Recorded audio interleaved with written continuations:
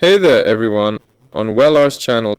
Today I'm going to show you how to fix the 1067 error in League of Legends. First off, you got to log out of Riot Games. Go to Start, Settings, Apps, Installed Apps and type in Vanguard.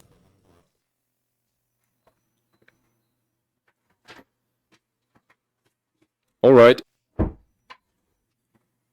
it should pop up now.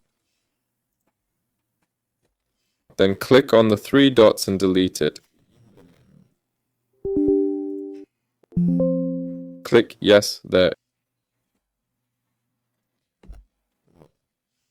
It's gone now. Next, open up Riot Games.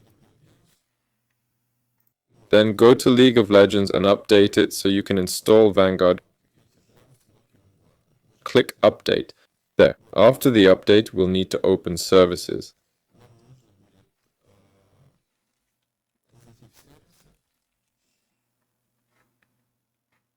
Type VGC here if you have it. You'll see it after you first launch the game or restart your computer. There's VGC. Right-click, go to Properties and set it to Automatic. Then click Apply. Now restart your computer and give it another try. This was Wellar with you. Goodbye everyone.